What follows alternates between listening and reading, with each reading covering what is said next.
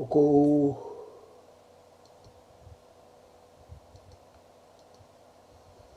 whatulou pea mo e otu sotiaka mo e otu verenga e nau whemea aki pea mo ngā whemea menite o e wawaloa. O kou whaapapa ki e kakaitupua o e whanuani, te whito ki he matakari nana wala mo nāpuri o ka nautolu a Kenpelani. Pea o kou whaatula watu ki he tamasipiri nisi kalauni ka koe ulu o ha maafu mo ha ngata tupu o kune mea hain mo no whare. Pehe ke tahine Princess la atu whi peka tuko aho. Ko ia ai tala whikaulahi o tonga ki Australia. Ka mai hou eiki, kautahi whanua, ai whare, mo i whare a matapure. Pehe ke kautaki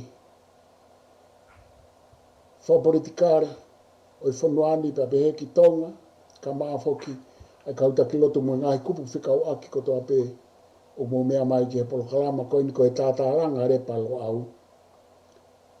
Ko ha tātāranga mo i kuwhaafe ko loau tūkai tau ke nolo kōri o tapu luelu pe me maananga tonga. Whikau aki pe mo i kaweinga. Na e osi konistu tone, na e osi temo kālati ai konistu tone atu pohulo aki. Na e osi konistu tone mo lao, na e osi temo kālati ai konistu tone mo lao atu pohulo aki. Ke mawhenga ai ke mawahewahe atu, ke kumutolu kotoa peo mou mea mai. Kai te uto e whaloloa, ku taitali rei a tūkai tau pe me maananga tonga, pe ku whawhiwhia i he mawhenga maari e, pea i he ene kei tauhi mai e tau polokalama, ka te utuku ange ki ai ke ne hoko atu, pea te utoki tānaka pe mohu atu i he anga mahene o tau polokalama. Māloa pito tūkai tau. Māloa pito wawanga ki tupua. Pa malola hea te whenga mari o ku tautou omi ke inasi ai. Roa au tū kai tau.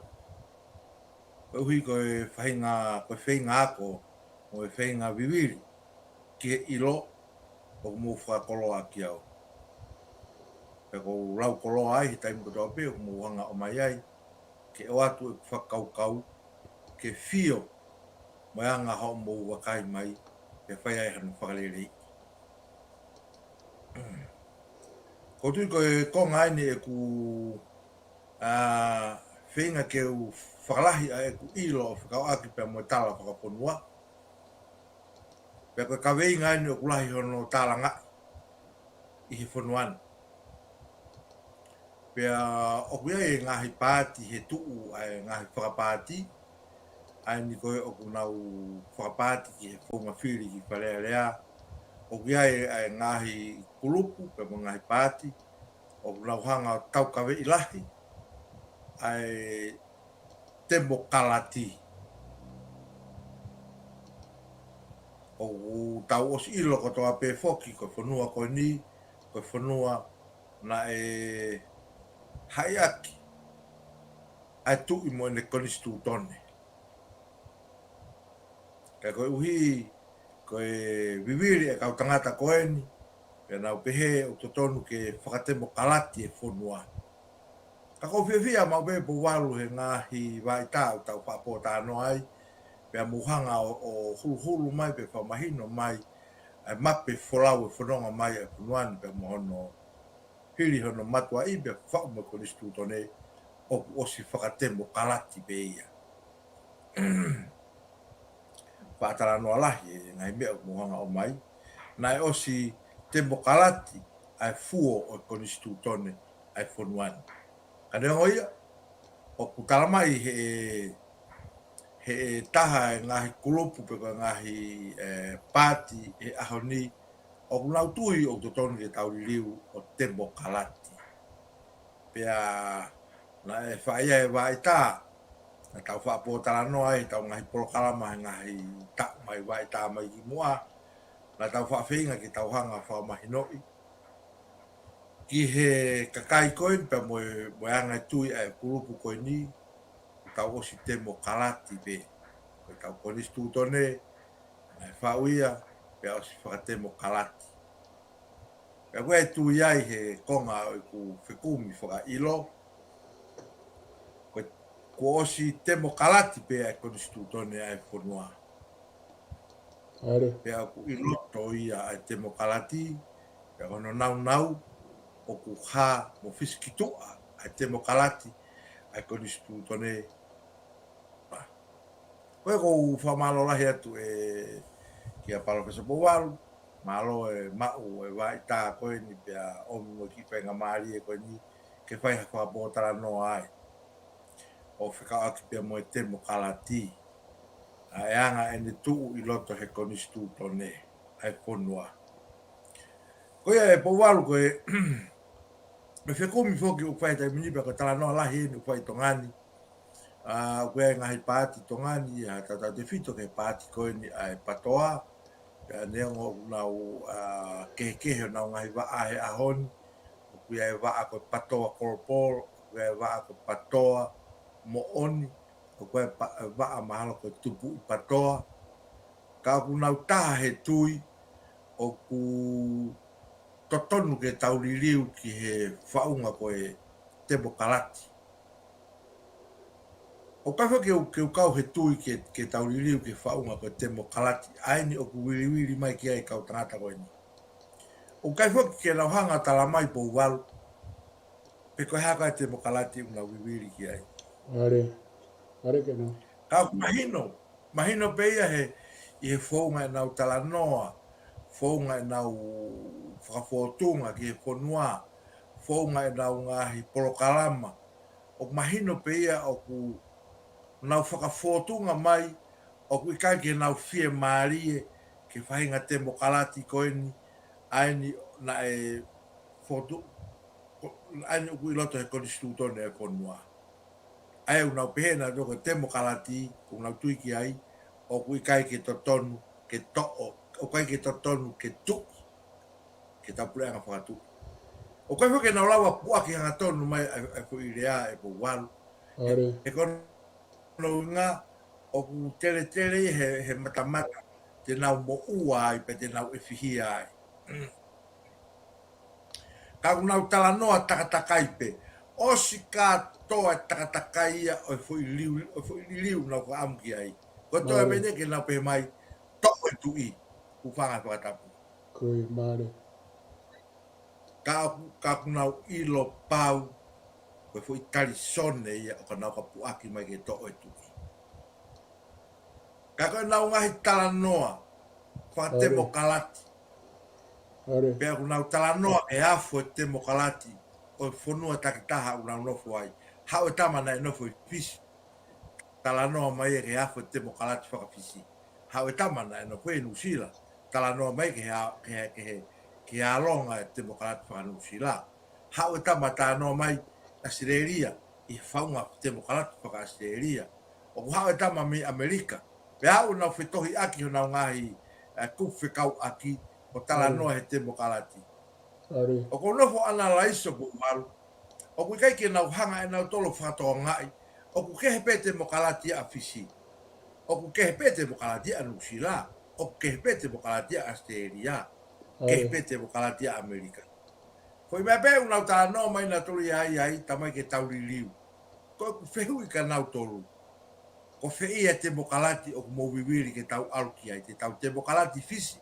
He kau tama koni mei fisi una wiri ke tau te mo kalati. Te tau te mo kalati ki Nusila. Ke kau tama koni mei Nusila. Pe te tau te mo kalati Australia. Me kau tama Australia. Pe te tau te mo kalati Amerika.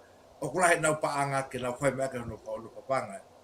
O whea mau ke ilo ia ke nau ilo i Poualu. Pea ilo he kakai. O ku kehe te mo kalati. Ko te mo kalati pe atongani i mamani. O ku tahabe. Ai te mo kalati atongani. He koe uhi o ku whao i loto. he fui whaunga lao koe konistu tone. Koe te mokalati pe atonga ni o tau mo fe unga. Mo tau nofo whakat.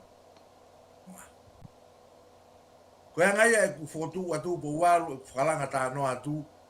Koe taau e tala noa lahi e aho ni. Koe whainga ke tau liliu. Na es whai fui whainga koe ni o tau liliu e wak maa walu. Pena whai no kai mea kai mano kai pia pia. Ano whakahu mai o aluai tau tō me he pure anga. Whakatui whakonistu tone whakatemo kalati. Pena hiki ni makatoa kau whafufonga e aho koe apu walu. Are.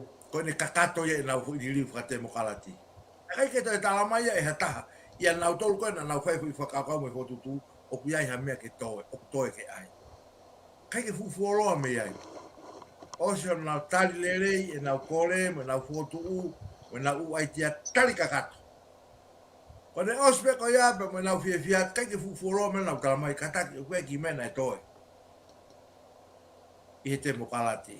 Are. Aia o uraki po walu, o kui kai ke mahino e nau tolu ia, o nau nofu he ngai whaunga te mokalati keke. O whakatatau ke ngai ponua o nau tānau mai mea ai. Aia koe ki nahana to o whakatokanga i po walu. Na e osi te mokalati pe whonuania, o tāu mo whiunga, mo tu unga o kuia e whonua koe. Koe mea kau haa mai he aho ni, ko e a mai koe uhinga e nau talanoa ke he te mokalati, he koe whounga ia te nau lawa o hamusi ta e tawhi ai hakakawa. A ngahi whaunga o nofo, e tau nofo whakahaa. Koe whounga te nau lawa mau i ai, a whaunga konistu tone, ai whonua, moeanga e tau nofo whakaa. E po walu ko tuku at ko tui te he ko tui ko polokalama ko ni po walu mahalo ko koe e te ke tokoni lahi taha mai i he polokalama ko ni. Te ke tokoni lahi taha mai i he whaunga whakatemo kalati i muri moeanga ne tu au mai pe te ke tokoni lahi po walu ki whainga mo whikumi o kou whai ki whaunga o te mokalati whakatonga e ne nofo i loto he konisu tone na whaua ke ponua. Mahalo po walu. Malopito ke nol, ka e tuku ke whai atu ha tānaki. Ko whiwhia pito ho hanga o mai ai ka weinga koe ni. Ka weinga beni ke nolo ta whaata anoa ki ai, pa tau whaata anoa ki ai me helo au, pa ko whaata anoa ki ai. Pe oku hange koe ha tau ta anoa pea tau tauria ki ha fuu loto tahi. Koe. E tau tala noa ai whakaukau koe ni na e osi whawae ai ngahi keto i whakaukau mo e fuo pea mo e tamai mata mo e whaunga o e temo kalati i e konistu tone a tau whahau. Ka kehe ko hono toutou o hake foki he ko ngā ue whakapolitikare a kia he ahoni ki he kempeini ke hu ki whare area. Koe. O kui kai ke ngā ue a ki ia e ke nolo ki he riu kawa. Koe. Koe. Ko uinga he koe whaunga koe ki he riu kawa ia o ku kehe ia. Hei kai ke lava ai talanoa te mokalati a koe ni ki he te mokalati whaka repapirika. Ka o kui kai koe te mokalati whakatui. Hei kai lava ia i he kempeini a ki whakapolitikare. Mare po wala. Aia ko whemau ke whakamahino o kui kai ko ha whainga riu kawa e ni neongo nau ngāwe ake fo irea. Koe. He kone hau hataha o pehe mai o ku whie kai hakonga pulu māsima. Koe. Sai ko konga pulu masi ma o ku panga e hongo fu tupu mahalo ke kilo e nei tai mini e ku fuolo mai te o sende ta e Oia. Tātolu. tato. Pa ko pe hatu rewa alu o whakatau ha o mei pulu masi ma he ku ke fie kai pulu masi ma. Oia. Pe tala mai rewa e he toko taha konu fie kai pulu masi ma. O ku i kai ke iaha ne panga e taha tolu pe o ku i kai te ne ilo e ia pe e mau i fe. Oia. O ku tatau to pea mo ko mai be whakatata pe heke nolo ke mahino. Tatau to pea mo tala noa ko ni. O ku tala noa a fie riukawa pe ko e to o mawhai tu i pe ko e ano whai ngā whakarea. Ka ku i kai ke aha nau paanga taha tolu pe ko i ke aha whare koloa ia ke nau whai e fwoi mea koe. Oia. Ia pa ko i whehui rewa pe ka ko e ha mea nau tala noa pe hea. Te koe tāri rewa ki ai koe e lo au, koe uhi ngā pē ke nau lava hū ki whare area. Mali. He koe hameu nau whenga Mali. hū, hameu nau whenga hū ai ki whare area. Ke nau hū na tō ki whare area ke whai e riu ka vai loto, he kai fuke lava riu ka vai loto, se ke umea koe ake no. Oia. Oia. Koe hameu nau whie hū ai. Koe nau whie hū he ku sai e ki wahe. E mau ai mei pulu. Iyo. E mauai ai e paanga taha tolu pe e ilo ai ai whare koloa, ka he ikai peke ngā awe ake paanga taha tolu ia mo whai hakumu mei pulu maasima. Neongo te nau mauai. Sai, ta koe me a ia koe me a ke he ia. He koe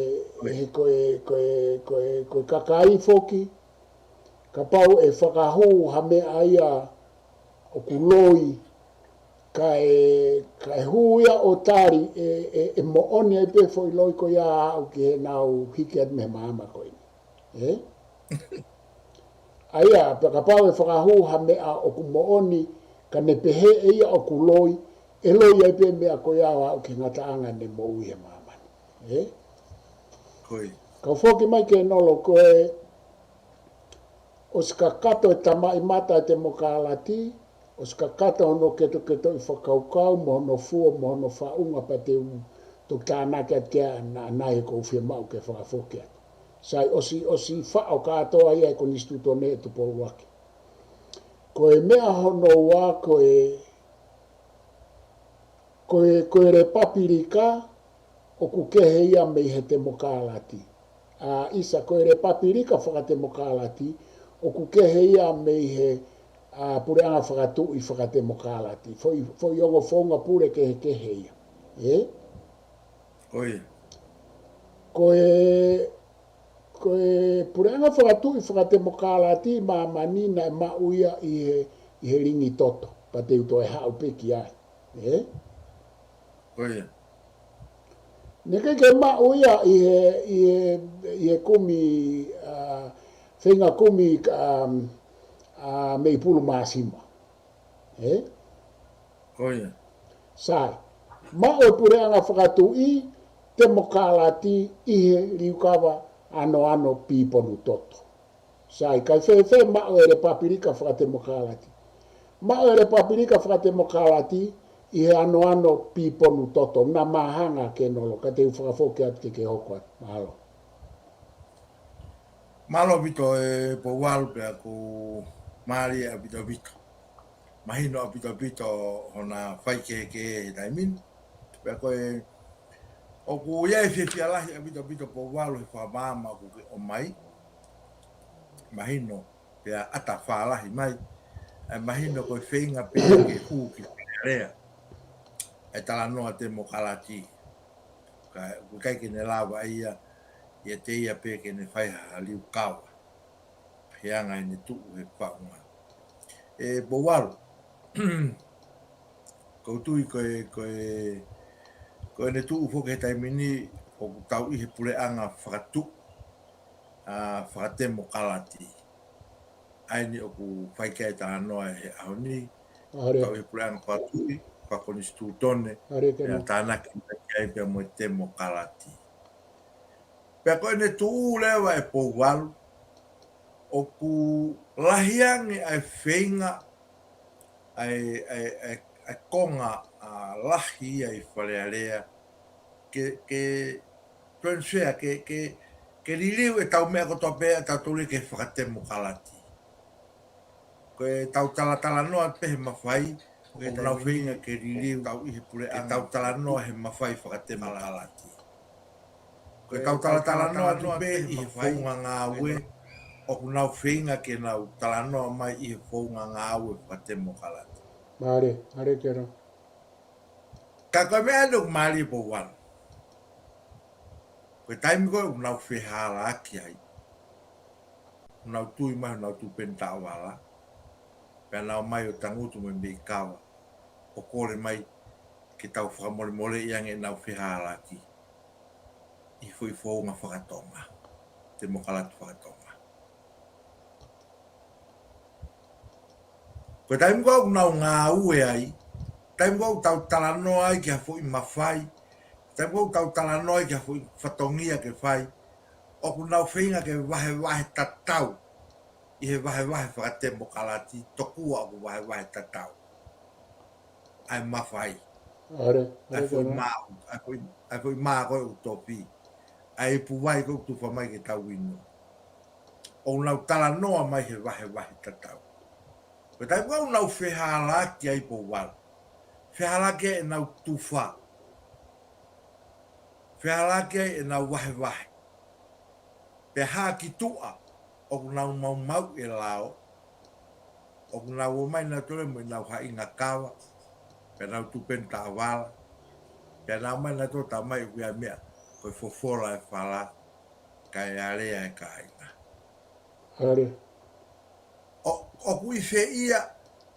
Ai fo i nau whakatemo kalati koe wahe tatau. Na nau tala noa ki ai. O kui whe ia e fo i natula. Ai fo i nau whakatemo kalati. Koe ata ki tua. Na nau tala noa ki ai. He koe ngahi makatu unga ia e po walu. O ku whaiai e nau tālanga he ngahi haa whanga. Whaiai e nau tālanga he whaianga whaikawa. Whaiai e nau tālanga he nau kempeini. Nau tālanga ki te mokalati. Pe nau hanga tuhu i mai hono ngahi polo uto. Tuhu i mai hono nau hono lula fua koe whai totonu. Hono lula fua koe wahe tatau. Pe aku fia au pito kakai. Pe nau whaka amu. Ke nau wau ki ai ki hoi mea koe ia. Ko tai po nau hangai o mai kau tangata koe ni. He funga e nau whalala ke upa matala uranga o atu. Ke nau mai ki whalea lea. Au nahana tō whai mea ke hei whalea lea. Pe mo te o mai la tō e whai halalahi a pito i whalea lea. Upanga kua taku. Pe tai po nau ilo e ku ilo he e wahe ngā. Mo kakai koe na nau palomeska nau tō koe. A lula fua e whai totonu o te mokalati koe ataki tua. Tai po nau ilo e ku ilo he kakai. Pe mo nofo koe ni koe e ngahi wahe ngā. Pe au nau tupenta awala nau tōria o unganga whakatonga. O tō mai me ikawa. Pe au mai mo ta mai ke whola mai whala mua ka tau po tala noa. Pe ai i tau unganga whakatonga ke mahurua ngeia. Pe e koe hai tau unganga whakatonga. E whaka wei koura.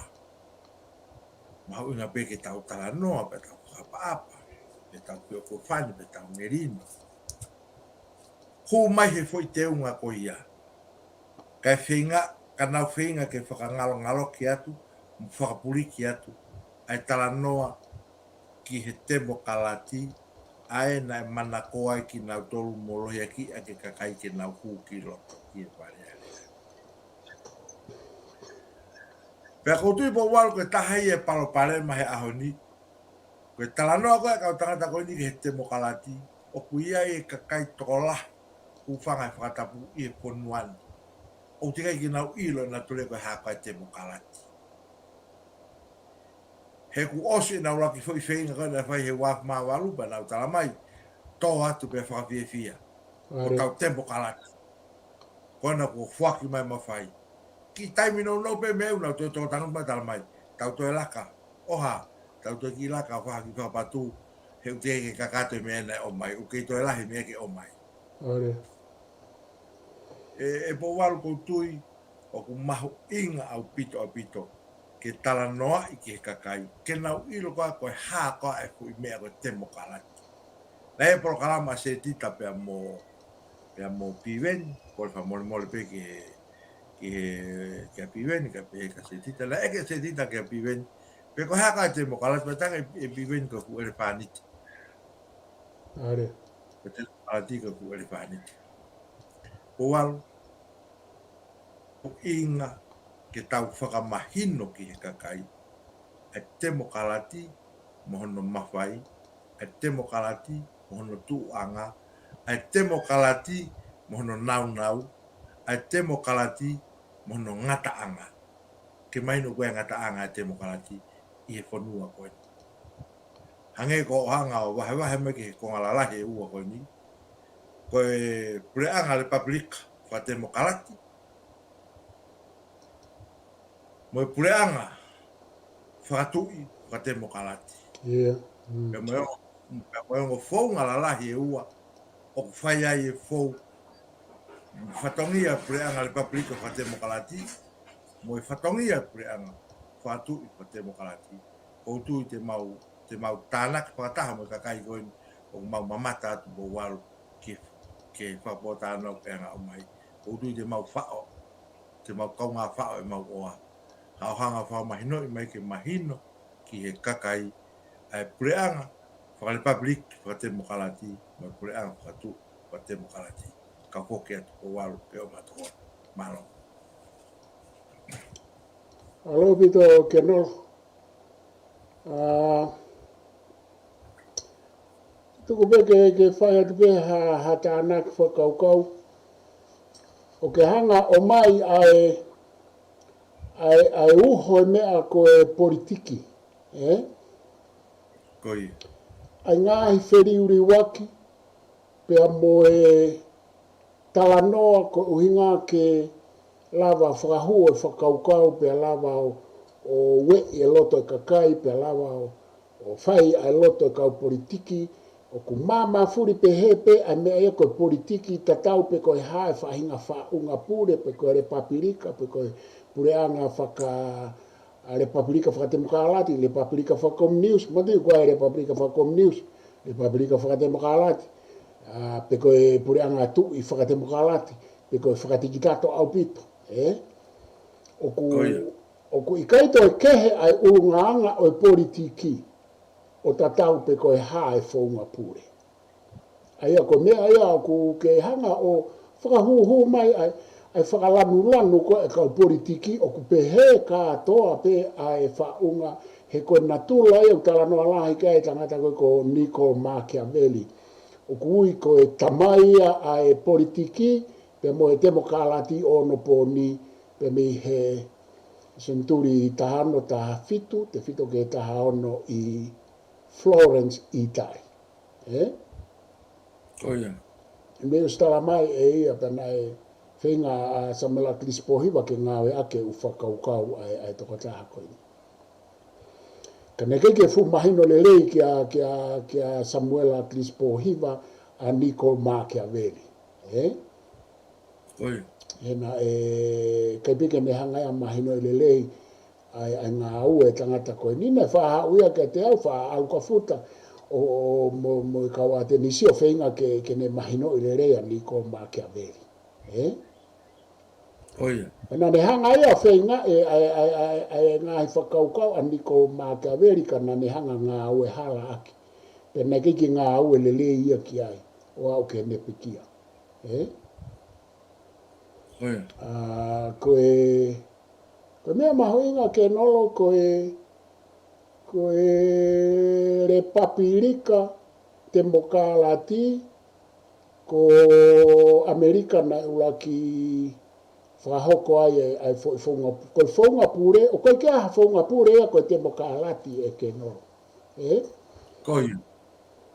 O ku hala ai talanoa ia koe whaunga pure whaka Demokalati, he ku koe kia whaunga pure ia ma mane ui koe whaunga pure Demokalati. Koe whaunga pure I e tau tānoa te mokalati, koe whaunga pure whakatui, whakatemokalati, pe koe whaunga pure re papirika, oku iai ai te moko. Aia, oku kau whakanonau ke nolo pehe. O kai ke pehe ia, whaunga pure whakatemokalati, whakare papirika, pe koe re papirika whakatemo. Oku pehe pe ia, whaunga pure whakare papirika full stop. Ke whātua ngai ke no. Oi. Pea whewhe. Whaunga pure whakatui full stop. Pea piriote. Ai au whia mau ia ke nolo ke tau toe alo ai whakafo i rea mo tau sipela ke tokoni nā mahino. Sai ku mahino ia ke nolo. Mahino bitu. Oku ikai ke iai ha mea koe whaunga pure te mokalati. Oku totonu ke to oia me he tau tohi tala noa. He oku tau tānoa tau tō ke whaunga pure oku ikai ke iai ha mea pehe. Hangea tau misi a. Sina totonu whoki ke nolo ke nau pehe mai tau re papirika. Ka koe mangatui whoki koe ne homo mai pefo i rea ia ko ia. Koe tarisone ia he tua ko nistutone. Koe. He koe whaunga pure o kuua pe a tolu ake re papirika e pehepe. Re papirika a siaina, re papirika a Korea. Pe toki, tawat lewa kumi, koe haa koe re papirika koe ni. Oku te mokalati pe komniusi pe koe toi whainga re papirika ke. Pe tawato i loko re papirika komniusi. Ma tawo ke re papirika a falanse mo si amane o kumi atu, koe re papirika te mokalati. Pa tawo ke re papirika Amerika, pa tau ilo o ku re papirika te mokalati. Neongo oku naunga aki a Amerika. Pa tau alu rewa koe ki Lucia o ku re papirika komniusi. Pa tau alu koe ki Saina o ku re papirika komniusi. O ku ikai ke tau ka toka feitu pa pehe mai koe te mokalati he ku ikai ke aha whaunga pure koe te mokalati. Ha foi form of government. Koe te mokalati koe foi whaunga ngā ue iha whaunga pure whakapolitikare. Pa tau otu koe ki Britania pa tala mai a Kingdom of Britain. Pa tau o merewa ki Tonga, tala mai Kingdom of Tonga. Ai au koe ke uhinga ka te au ia tala noa te mokalati pe mo e tala noa pure anga whaka te mokalati. He koe tala noa ia ai tae mahino mo e tae ilo ke nolo. Sio ke nolo ke tau konistu tone.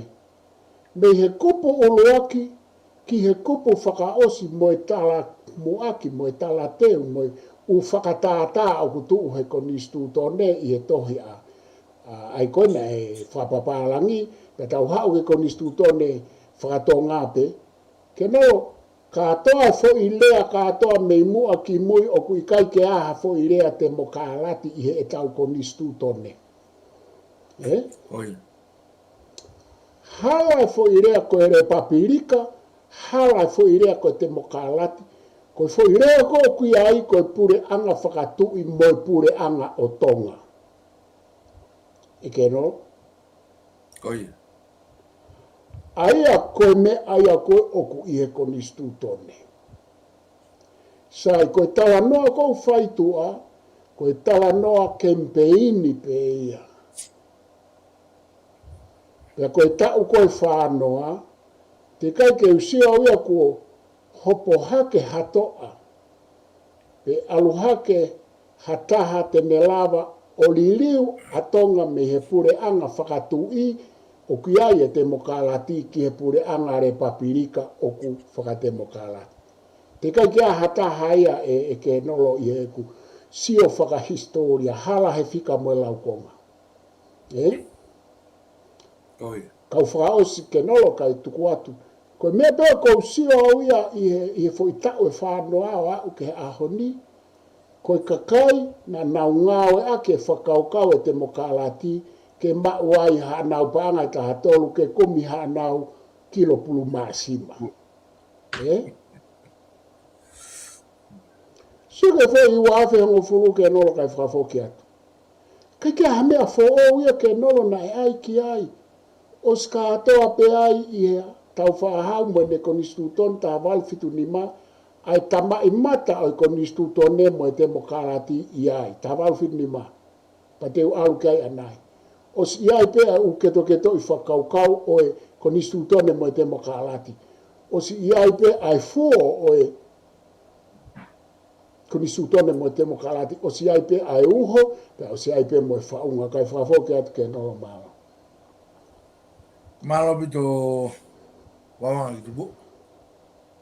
Wapita. Wapita e makoroa. Mahino au pito au pito. Ta koe mau whitakai a matolu e koe ni. Koe whenga pia ke mau e panga taha tolu ke kumi me pulu. Ke te kau he tala noa kai pulu. Koe toenga katoa e ngai fuhainga tala noa te mokalati koe ni. Koe koto loi katoa. Ngai whakaukau pepe ngai whaka anaua. Ngai whotutu. Na alawai o heke ai ki whalea rea. He tala noa te mokalati. Koe hui ke lawe ha mi pū. Mahino au puta pito e whakapauta noa pu waru. Pea koe uhi o ku oe mea pango ia koe unga ka tu e tau polokalama he rere mai he ngai vai tā mai koe ki mui mai. Kana e kamata ke tokanga lahi mai e kakai. Pea mo e whonua ki he whapota anoa o wha o mai mi he lo au. Pea tau te whitu ka koe ka te he ki a palofesa kai pahina. Ki tokoni ki he tāwhiaki. E ngahi tu unga whakapolitikare o e whonua. Mahino au pito po walu ko o whakamahino I mai ai natula e politiki. Me ai au totonu ke tala noa I lahi. Ke mahino ki he kakai o e whonua. Koe natula e politiki pau ke maa furi furi.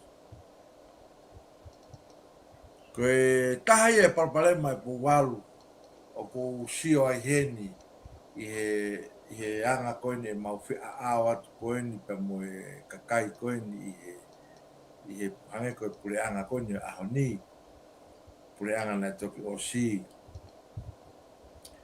Pia e kakai au nau na nau I pule anga koeni na toki o si.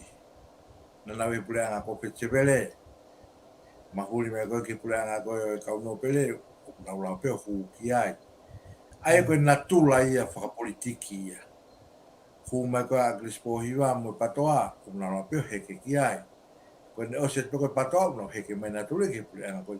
O fiti ini be nau e nau nga unu horo a natuli a ia whaahinga pule anga be. Mahino ka te au ka koe natula ia o politiki ku pau ke te maa furi furi. Neongo o whatu tāmaki. Pea neongo o ku whakamasiwa ki he konua. E unganga ko ia ka koe mea e ku pau ke tau mateu teu ke tau tali. He koe toonga ia ke tau heke hake ke tau kau he koe nau koe politiki. Pea mohono whanonga anga ku pau ke pehe. Pea kua pe e po walu o wau pe ene o lahe kakai ku nau si e pihi ai pe nau mo uai. O peo e kakai ku nau si ngā po. I he nau ngā po pula I he maliuliu koe e politiki. Ai na nau to'o mai e whai urunganga o pule anga koe. Ngā ue ke pule anga koe. Hoko mai ke pule anga koe nau pihi ai. E po walu koe whai mea maari au pito ke hanga o pingai ke whakamahino mai. O kui kai ke ai ha foi whaunga pule. Peko ha pule anga e kui ko temo kalati. Ai ko temo kalati. O na me na tula ta tau pe pa mo kau politiki te nau toki hu holo pe. I ngai me te nau fiti inia I ha whenga mo pule anga. Hange ko e maliu aki ko nu tau iai. Ko tau maliu aki fogeni hono whaen po walu.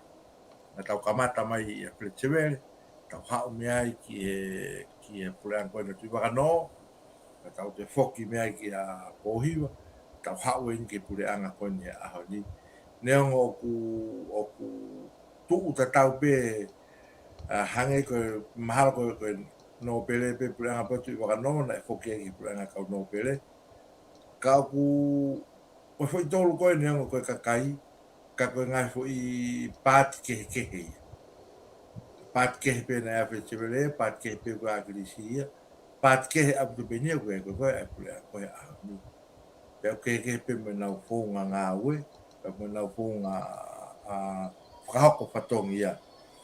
O walu, koutui o ku fia lahi au pito ai whanua ki whanongo ki o hanga o whakamahino i mai ai mahu inga pule anga le paprika whakate mokalati pe mo pule anga whakatui pe toki hu mai ki ai te mokalati o hu holo pe ko whi mea fiti ini ai ka ku mahu inga a pito po walu ke tau ilo pe tau mahu inga ia pe tau hiwa ki he tau pule anga whakatui.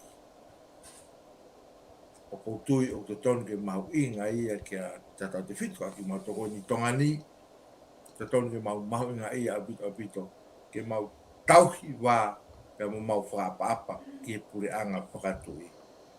Pea hange ko o whamatarapu walu kai ke nau lawa po aki mai ke tau rilio le paprika. He koe fo itali sone ia.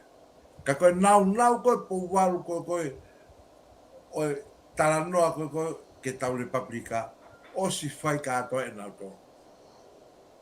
He kulupu koe ni pe moe pāti koe ni u nau talanoa ki e te mokalati.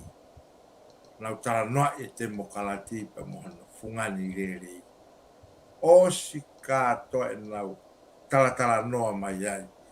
Koe toi ben ke nau tala mai ke tau li liu le paprika. Pe koe le tuu po walu he taimini koe e foke kakaia una mui he kau whakufonga tola. Koe veinga e kau whakufonga e koe ia ke tau li liu o te mokalati. Ke tau li liu o te mokalati. E koutui koe fo i whakahino lelei koe o mai o kai kia ha pule anga ia ko te mokalati. Ko pule anga whakatu, ko pule anga ko le paprika, ko pule anga ko komunius.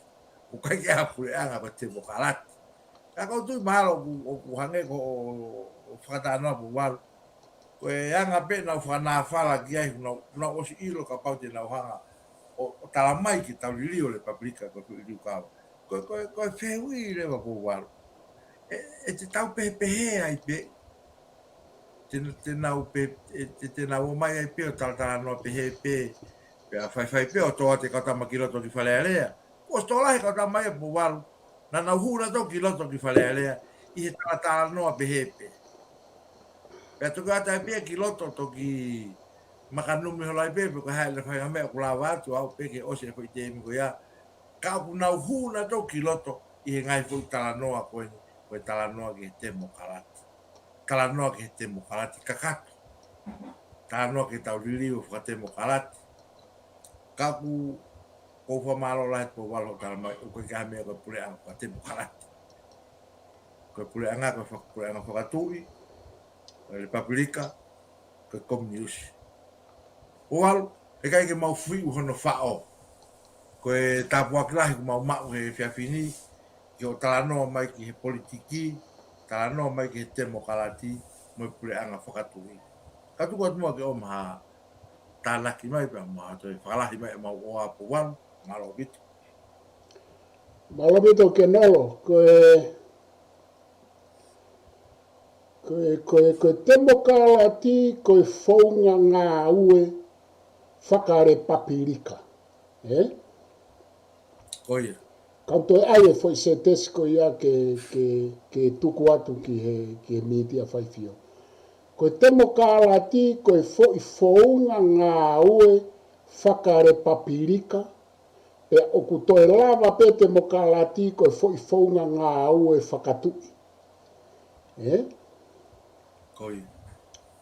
He koe foi whaunga ngā ue, koe whaunga ke tau ngā ue i aki ai pure anga whakatui, ke vahe potu tatau e whatongia. Koe foi founga ngā aue ke tau ngāwe aki e re papirika ke vahe a potu tatau ai whatongia. Pea oku whakamau aki ia ai foi a kofu koe konistu tōne. Koe pure anga pe tahai mamani na e ui koe pure anga te mokalati koe pure anga e kaukarisi. O karisi ai kaukariki. Pea koe foi pure anga pe ia na e ui i e founga pea moe founga ngā ue moe founga pure anga koe pure anga o e kaukariki o karisi. Senturi nima whātolu tai akiri. Pea kone toi mo ui koe ki mui, koe tupu koe e u whaunga pure na e vāvā ofi mo i whakaukau e kaukariki na e ui a koe ha, na e ui a koe re papirika. Ka mata pe me i loma, tō pe koe pure anga karisi e karisi e kaukariki, makape hake ai pure anga, makape Alexanita koe ta Great, me Mesopotamia, me Mestonia, pea mapuna rewa ai pure anga loma. Ki e senturi tolu ki he ua, o nau, hanga nau tolo whakahingoa nau i founga pure, koe founga pure re papirika. Pea koe fuafua ngāwe aki hanga tonu ia e mamani ai founga pure whakare papirika. Ka koe fuafua uia e tangata filosefa koe ko palato ai fo i whakakaukau o re papirika. Pea na ane whau e ne tohi ki he re papirika.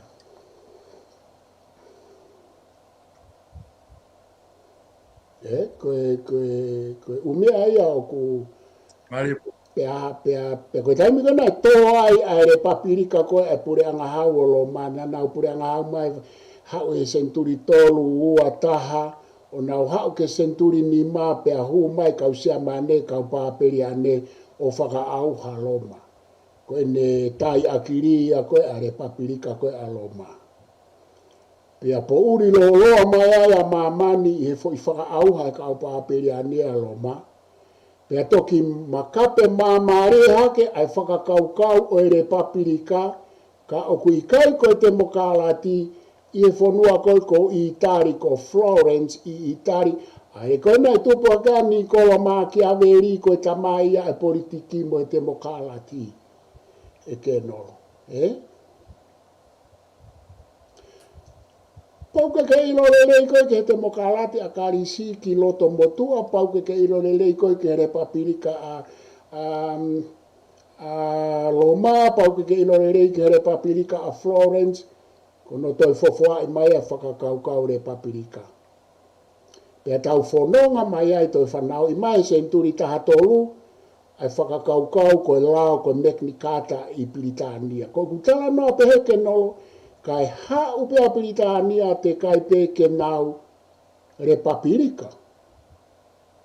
Senturi taha tolu ki he senturi taha ono mo taha fitu.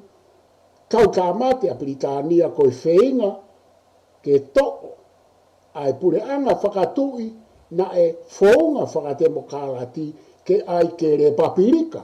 Whakatemokalati. E whatangai ke nolo na ulawe ke hui ko sika te utu e tātā noa ke nolo ke tau sio ke alua historia. Maribu.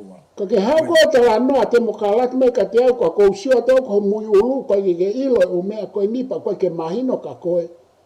Kung tāpuni aho ku te ringa ke o te utu e whanonga pau sio atu pe awia ka kuo ia a koe ke te lava ilo koe. Pea koe mea ea kōku hoko i tō ngā. Koe mea kou hoko i tō ngā, koe tala noa ka kai koe ke naulawa sio ke historia. Koe whanonga ka kai koe ke naulawa whanongo ke historia. Kai ha, kai aipe a e nau fie mau. Nau tā noa hui ko si ke nolo ke whairi ukawa a Cromwell o Britania a he senturi tā fitu. Taulahi a koe a Britania koe English Civil War. Pea tu usi ai e Cromwell fo I ulu koe o sare si pako ku tānoa pe heke mahino ke kau tānoa te mukalati o ku motu e fo I ulu ia e tu I o ku motu e fo I ulu ia e taki te mukalati o ku motu e fo I ulu e fia ka pau tau fe alu me pure anga whakatui whakare papirika ki pure anga re papirika e pure anga whakatui whakate mukalati ki pure anga re papirika whakate mukalati ka baure u koe ke lava fo I mea koe tu usi e Cromwell ulo sare si ulo aki tu usi e se misi mo e seniare koe e fohaia o sare si ulo aki e se misi pe mo seniare Monique tu usi e nau e fo I ulo Cromwell na e taaki mai a Cromwell ia ku o si I whaitoka ia he epi ke nalo kua pau ke whai a e tarisone pe koe tarisone ko Cromwell na e tokoto ia o si I whaitoka ia ka kua pau ke whai e tarisone o Cromwell ki whaitoka ta aki maa Cromwell koe fu hui o tu usi hono fo I ulu hui o tau taui lotolonton koe kau whahai ka ato a Cromwell na nau mafure o re papirika he tau e hiwa. Tā naki ka ato e kau soutia ko ia na uslawe kau ko si he tata a proklamat e uto e aipe. Tā naki ka ato ki nau tau o tu nima toko taha o tau tangata u konga ka ato ai Piritania ka atoa. Tau he hala. Toko me toko wafe kau soutia ko a Cromwell hono foha. Sai koe uhinga ka kou tala noa atu, o ku ikai ke whaha tala noa whawai I he alu pia mehe. Pure anga whakatu, konistu tone te mukalati ke pure anga re papirika, konistu tone whakate mukalati. Peko mea koe kou tala noa pe heke mahino. Teke usia uia hatahana I tuu pe he mai. Teke usia uia hatahana I tuu mai hange koe tuu mai uka alala whangu pō. O tala mai, he ikai ke toi whai e ia ai inasi ki he tuitonga. Hange koe umea kona ke tānoa kai ke no. Nau tala noa te mokalati ka nau ke io o punou ki he tui. Nau ke io whai e u whakaapa ki he hou e ki. Oi. Ko ukalala whangu pō, ukalala ua, tala mai e ia mohono whanga fototehina. Soi, ngata he inasi. Peka ke mauto e lotu, mauto o kia. Mau I kisi mo haifoa. Havea hiku reo. Oi. Suko ka longoa a koe ni anko longoa koe patoa a koe ki ai e lotu. Osko e pa nau to e lotu pe pa nau tā mai nau lotu mo oni. Ange koe whababa ka Samuel a Chris Pohiwa na ne whakawhepa ki e lotu kai ospea kai kei alu lotu. Ke nawa nai whai tutu so ate hauia koe tutu ai kau irifia mo I kau manawahe. Oi. O ska pa nau toki o mai. Sika o atu pale o mea koe ni ai uhinga kou te kai ke usio hauia o ki ai hatoa. Ke whai ai riu pia meihe. Pureanga whakatui te mokalati te here papirika. Pa koe uhinga kou kou longa ia. Mamahi hoku mata, mamahi hoku te ringa, mamahi hoku ngahi census ka atoa.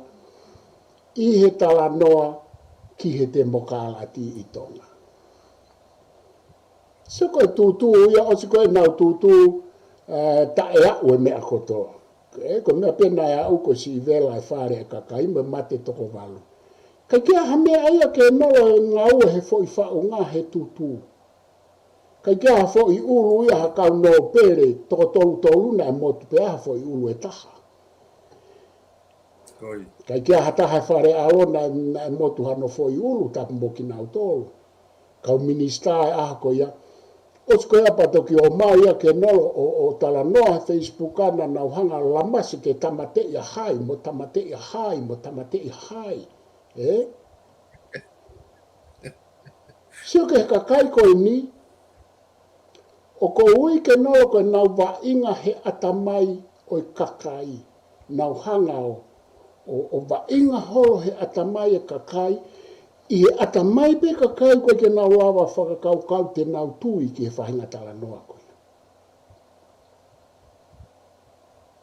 O se tutupa to ke o mātala noa, na ike o hofi ai api o kau minister ko to ape o tamate.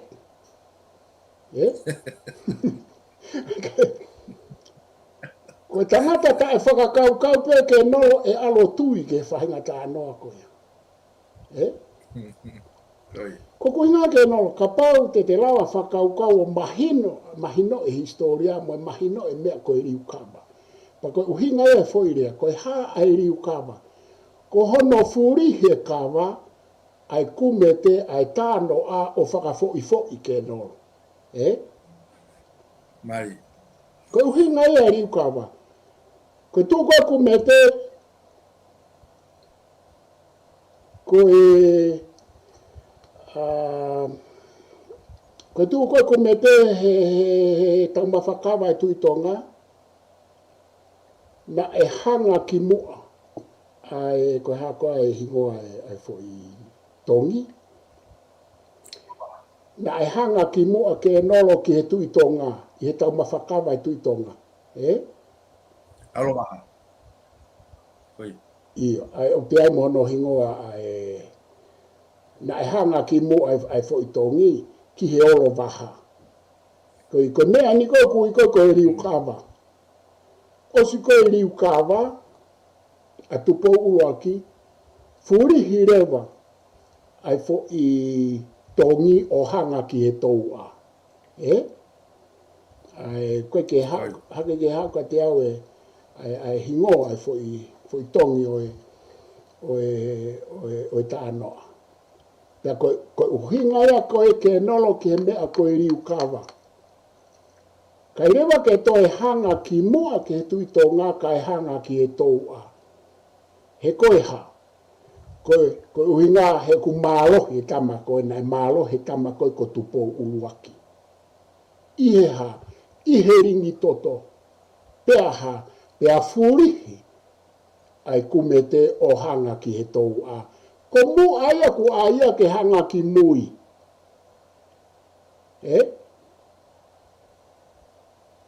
Peaha. Mai. Peaha, nai whakafo e puaka i he tau mawhakawa e tuitonga. Peaha, whakafo hake e puaka. Koe me aia koe koe riu kawa. Peaha, hokai e a te. Hokai mata e a te. Tunu i pe koe ke tunu ke mohe, tunu pe ke mata keha. Ke mahino, koe ate koto ape fo hake ki he laa. Fo hake tu pouloake. Koe me aia koe riu kawa. Te ka paurimo koe kia ha mea pe he. O te whahata anoa riu kawa mo e whakamaa ke nolo mo e whakamamahi e whanongo mo e kusio ki ai.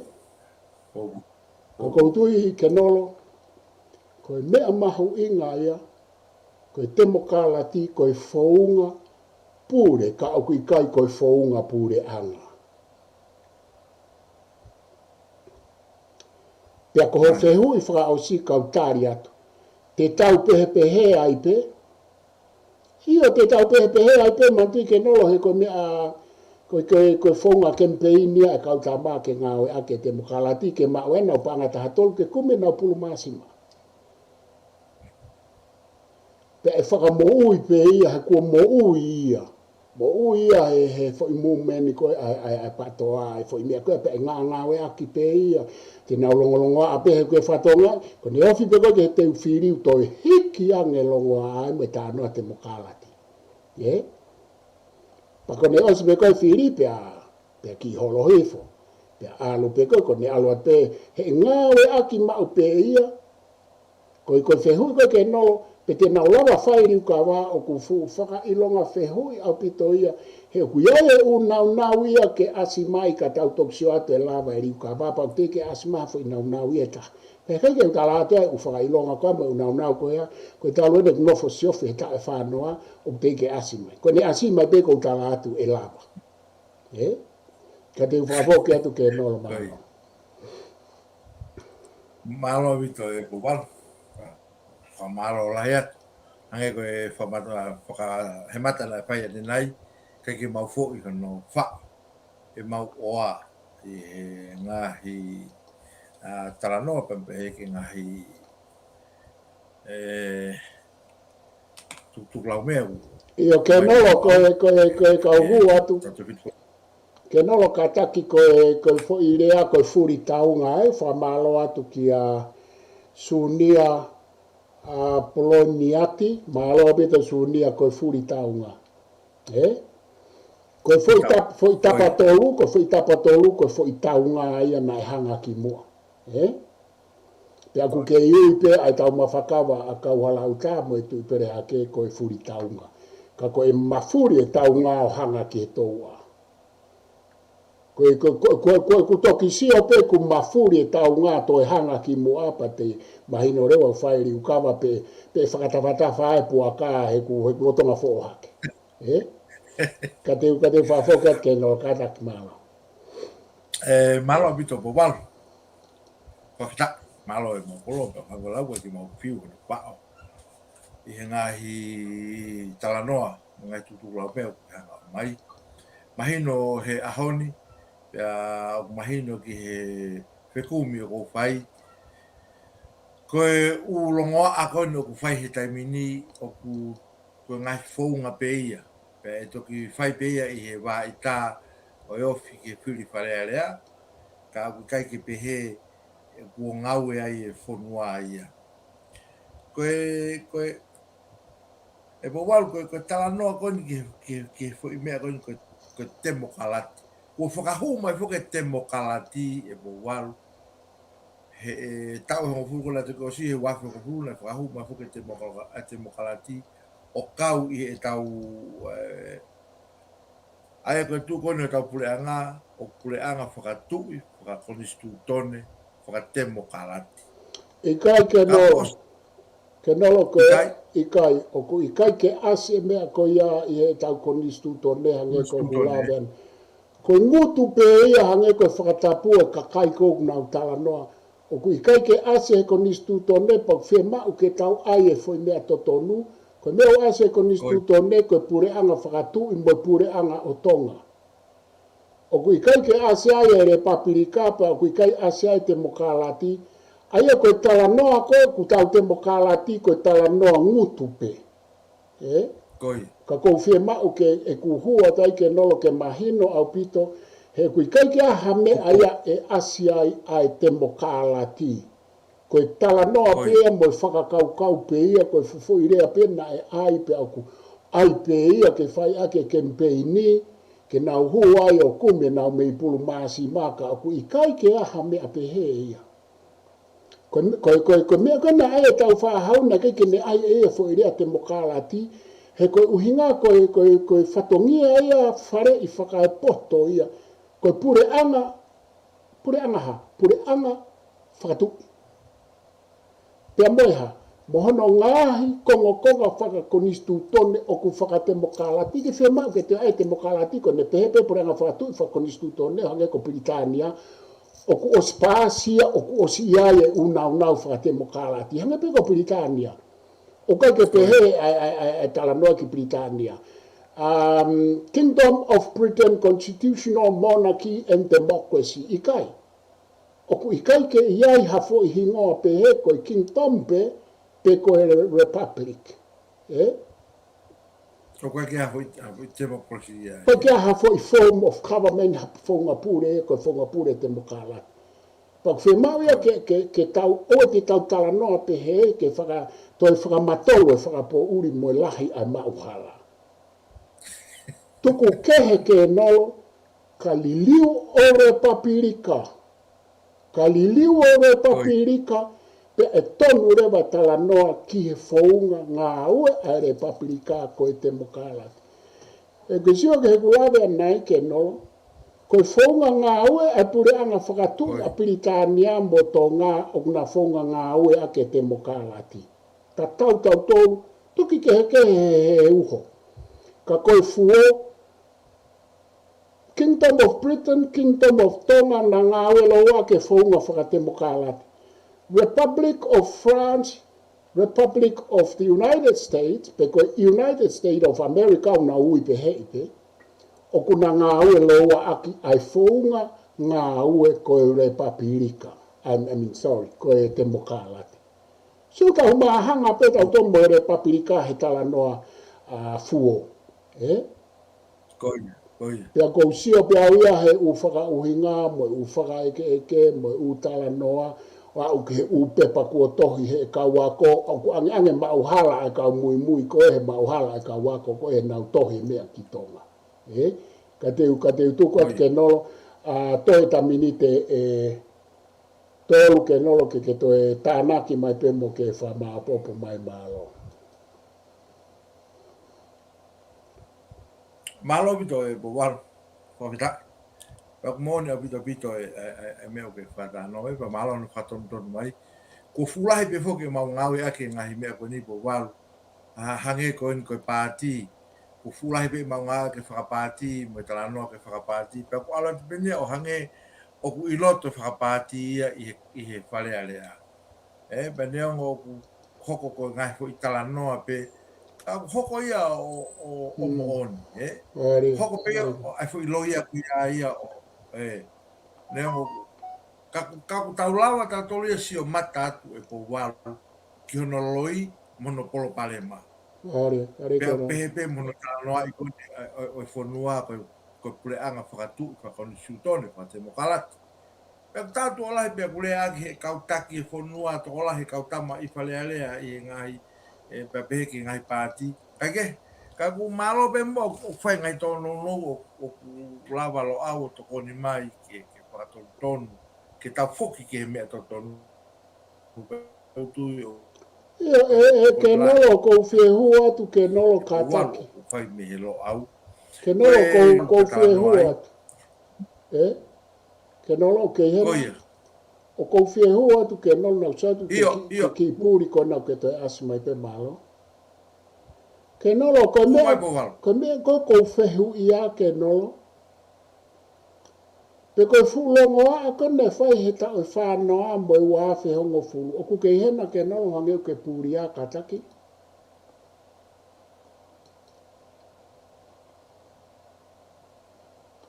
io ko kulave ke ai ke nolo e o mo tau kainga ko fulongo a ko he ta o fa no io ko ni ke no ke to foki mai malo ke no ko fafeta ke to foki mai ke no ko me ko fu fehu ia ko longo ko he ta o fa no mo wa fe ngo fulu kai pe ke fa hala ki he tem ke fo irea o te mokalati ke ta na ki ke konistu tone koia ke mahino ke ka whanongo na o mo mea mai. O ku hala he fika mo lau konga o ku ikai ke aha fo irea te mokalati he konistu tone o uafe hongo fulu. Koia.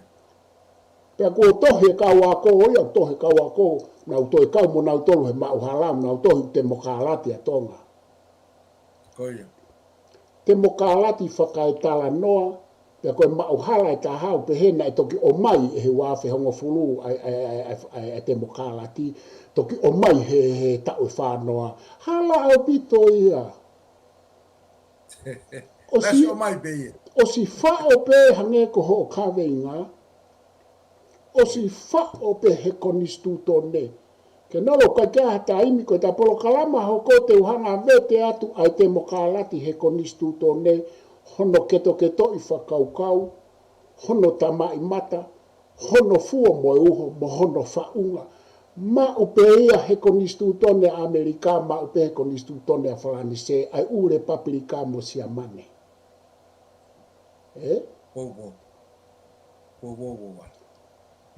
Toki ase whuirea te mokalatia ko hau, ia nau fuafuarea aki ki he whonua, hanga tonu i he tāhiwa walu me a te nisi. I e whakanofo mata i tohi mau whanof PA pa kauna e whaerea te whito. Ke noro kai ko haku talai hanga mai. Ko toki whanongo hanga tonu ai whanua i he rea hanga tonu maha taha ke te mokalati ko fo i rea.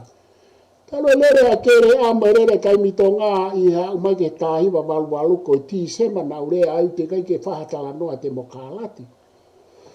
Ke ngāwe a ke whoirea. Ka ko e ku ngāwe a ki i he uhinga o whaunga pure anga whakatu i na kai ke ngāwe a ki i he uhinga re papirika ko ena o ku nawo mai o toi mai aki o. Hange koe ha langa toi mai o ku. Ka te o atu ke nolo whai mai ha o ta noa wha o si ka ta tau ai malo. Ka te tato ki hoko ate ta porokalama kou kore pe ka koe. Ke tato ki hoko atu ke uhanga o atu ai te mo ka halati. Ko si lawe pe ki ai ka uwhia mao e ta whai porokalama ma kehe ki ai ka whawhoke. Malo pito po walo, pe ko wha malo lahi atu me te au. Koe mahalo koe kakano e na mea na whai kei e whai ngā tū. Koe hui na ke whaatala noa he ngāhi wai tae ka whaporokalama ki mua. Na ke lea ai i he tūnga whakatemo kalati o tōku mahino ke tokolahi ka kaitonga ni i he porokalama koni e te nisi. Pea koe hui ngai ana uliliwa tai ane nai. E ta porokalama, koe lahi apita ka kai unau kore mai ke lawa ha porokalama mo koe ke tautou tala noa i he temo kalati. Pea mohono whai kehe.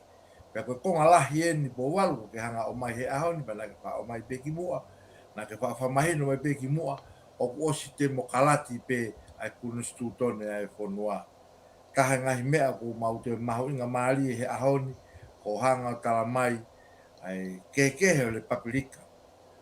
Whakatemo kalati mo pule anga tuk whakatemo kalati. Po walu o ku mau whakaamu atu. Koe mea koe ni na utokirili watu ane nai mahau toi hamini te wanoa pakamata e ta porokalama ke ta tala noa e te mokalati. Mahape kua owa he kakai utoko te au tupu. O nau telefoni mai pa nau kore mai pe elawa ke iai ha porokalama mo koe i he tānoa whakate mokalati. Pea kou pivia, leo koe na koe te hanga kou whawivia lahi koe na koe te hanga o mai whenga maari e lahi au pito ke tato e tala noa ai. He koe uhi e po walu koe mea iu fihi i he maunofo.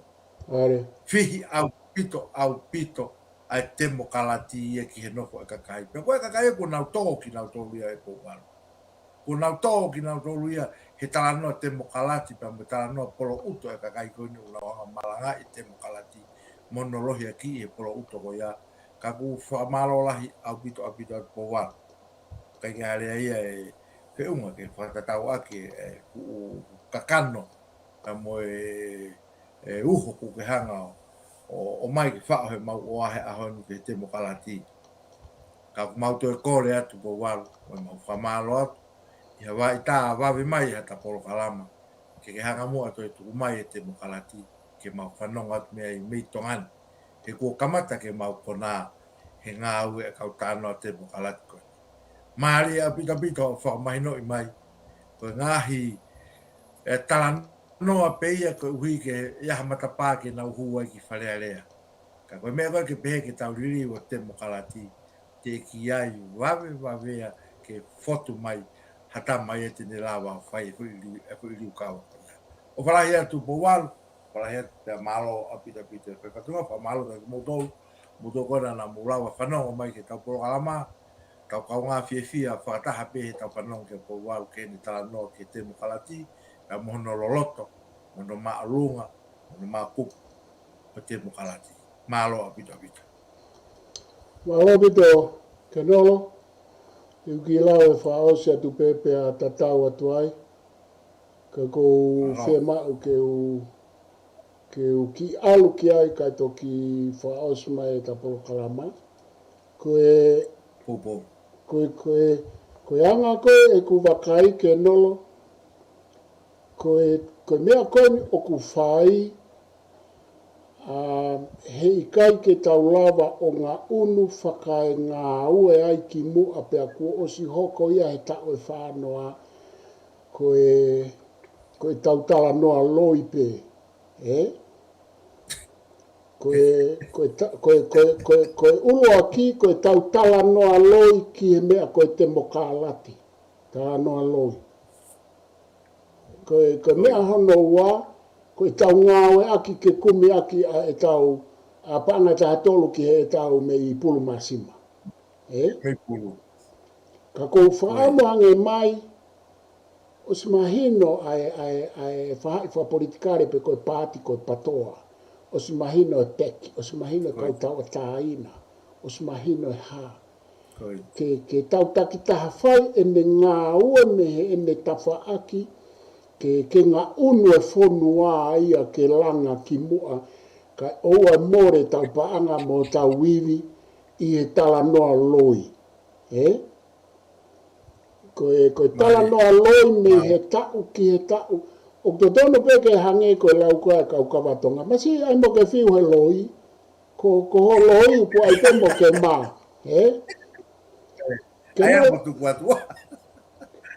Ke nolo koe loi ane he tau e whāno au te kai peke whiu e kau ta māia he loi. Pea ku toi alu ia ke na e lo taha pelo ai loi he.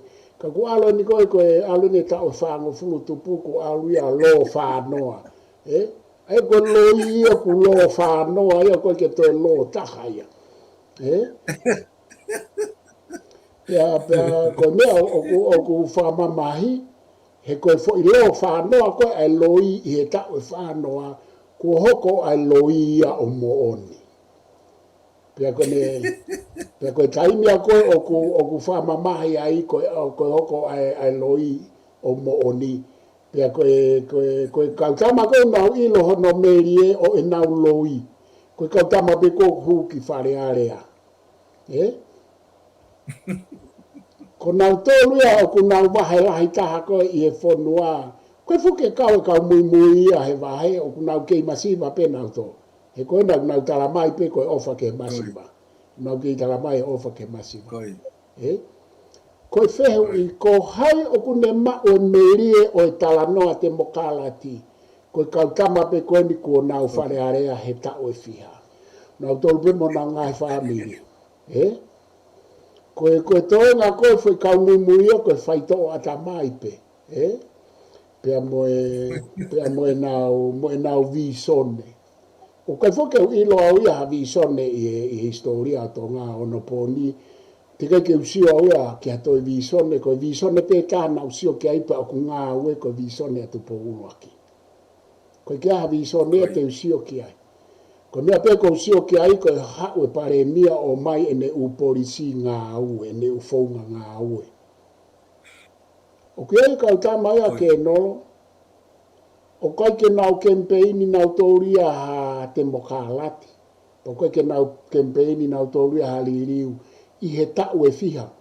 Ka aku nau ke inofo pe nau tōria I whare area pe aku ke I whiri pe nau tō. Ta koe ku lava pe ia e ke nolo, hange ko hua kawa me iriko. Ko minista ako, ko Samuela Clispo-Hiva. Ko Poasitei. Seke kau tama koe. Te kai ke nau kempeini nau tōria ha fo I mea wha politikare ke haririu. Aia ke nolo o kuiai pe kakai ia o kunau lawa wha kau he kunau kei whiri mai pe kakai koe niki loto. Kai ke, whai te riha e kakai ia ai nau tui wha politikare. Koe mea koe kou tau kawe ia au ia. Ke tau tala noa he umea mooni, pe tau hanga o ai e uhingoa mooni ka ki tau tōu. Ko tau pure anga, koe pure anga whakatui, pe koe pure anga o tonga. Koe ongo fo hingoa pe ia e ua u ase konistu tone. O kui kai ke ase ai ha pure anga re papirika whakatui, pe o kui kai ke ase ai ha pure anga te mokalati whakatui. Ka kui whē a hingoa ko ia.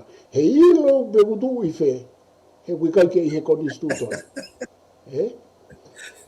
Ke nolo kou whamalo ap ke te koe, pa kou whamalo ke te motol ko tau pe mo mea mai, pe malo e mau tā iwa, mo e mau wā i tā o lawa e re e ta polokalama, koe mea pea kou kore ko ta polokalama hoko, koe ta wheinga, pa ke te uteu ki ai, ke ta hanga o vete ai u kupu, ke to I whakaukau whakate mokalati, fuo whakate mokalati mo e uho, Whaunga whakatemo kālati, mo e tama i mata whakatemo kālati he konistu tone atu po uruaki.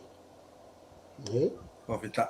Pea e o atu mo ngāhi kupu whakakonistu tone o whakapipiki atu ke he tala noa koini. Ka kou ofa lai at ka te koe mo e whamiri, pa kou ofa at ke hoit mo tau kainga mo mea mai, ka mo mea. Malo, mo mea.